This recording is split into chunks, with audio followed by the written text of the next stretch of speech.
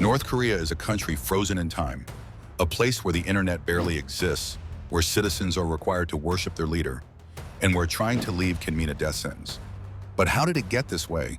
Why is North Korea so isolated from the world? And what is life really like behind its tightly sealed borders? Before North Korea became a dictatorship, it was simply Korea, a unified nation for over 1,000 years. But everything changed after World War II. When Japan surrendered in 1945, Korea was suddenly split into two. The Soviet Union took the north, and the United States took the south. Neither side wanted to give up control, so in 1950, the Korean War erupted. Millions died, cities were reduced to rubble, and in the end, the country remained divided. North Korea became a communist state under Kim Il-sung, and South Korea took a different path, embracing democracy. Today, the two Koreas couldn't be more different. South Korea is one of the most advanced nations in the world, while North Korea remains locked in an iron grip of total control. North Korea is not just ruled by a government, it's ruled by a family. Kim Il-sung established a cult of personality, making himself a godlike figure. His face was everywhere. Schools taught that he could control the weather and that he never needed to use the bathroom. When he died, power passed to his son, Kim Jong-il, and later to his grandson, Kim Jong-un. 3 generations of one family have ruled with absolute power, using fear, propaganda, and strict control over every part of life. The government decides where people live, work, and even what hairstyles they can have. Citizens are forced to praise the leader daily, and speaking against him, even in private, can lead to prison camps or worse. The dictatorship isn't just about control. It's about making sure no one even imagines a different way of life. For the average North Korean, life is incredibly difficult. The government provides food, but there's never enough. Many survive on corn and rice, and during famines, people have been forced to eat grass, tree bark, and even rodents. Electricity is rare, leaving entire cities in darkness at night. The internet doesn't exist.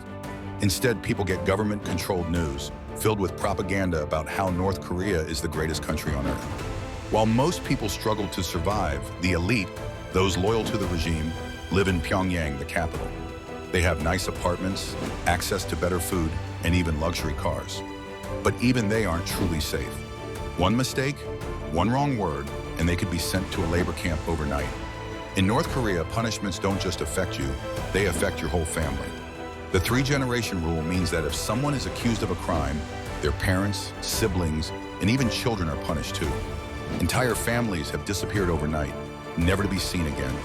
Labor camps are filled with political prisoners, many of whom committed no real crime at all. Some were caught watching South Korean TV, while others simply asked too many questions. Prisoners are forced to do back-breaking labor, barely fed, and often never leave alive. Even escaping North Korea is nearly impossible. The borders are lined with soldiers, landmines, and barbed wire.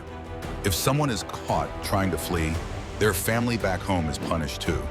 One of the most powerful ways North Korea controls its people is by hiding the outside world from them. Many citizens have never even heard of the internet, smartphones, or Hollywood movies. They believe that North Korea is the richest, strongest country in the world because that's what they're told. But illegal information is sneaking in.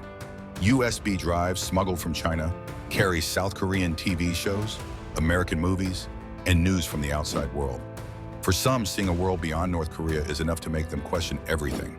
North Korea has survived for decades under strict dictatorship, but can it last forever? Some believe that one day the regime will collapse, just like the Soviet Union did. Others fear that as long as the Kim family rules, North Korea will remain frozen in time, a country trapped in the past, isolated from the world.